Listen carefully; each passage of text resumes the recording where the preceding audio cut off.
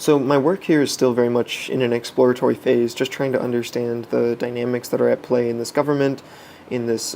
changing economy, the changing government structure, and also understanding where we might fit in to best support the existing civil society organizations that are already working on watershed protection or protection of the waterways here, and also, of course, empowerment of the indigenous people in this area. So some of the things that we've been working on most recently is we just published a productive end use study of microhydropower in Myanmar. Productive end use is a technique to use electricity produced by microhydropower systems during off-peak hours to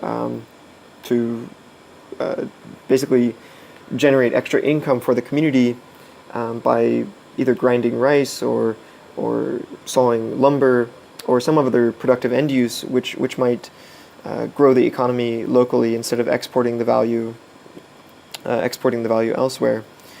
Our study basically found that microhydropower is lagging behind other example countries like Nepal and Indonesia, but that there is still a lot of potential for international donors or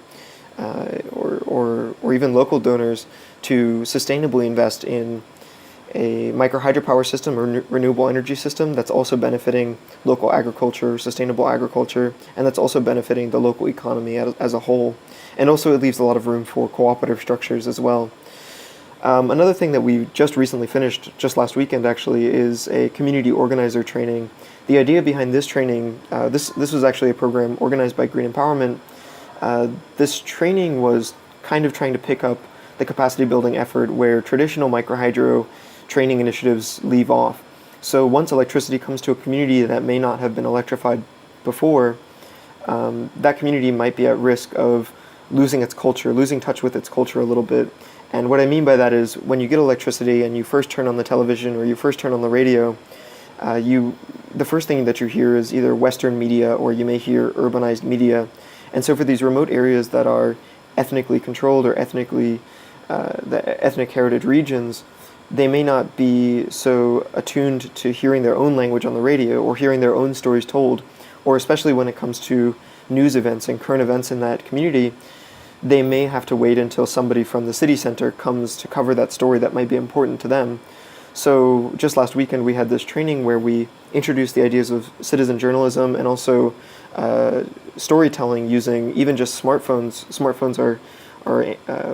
is a rapidly growing market in Myanmar. And so to teach community organizers and indigenous youth activists how to use these new technologies as a storytelling tool and as a citizen journalism tool, it's one way that we can continue the capacity building effort and the benefits that microhydropower systems bring, that it doesn't just stop with electricity, but it can also be used as a tool to retain culture and to build local empowerment.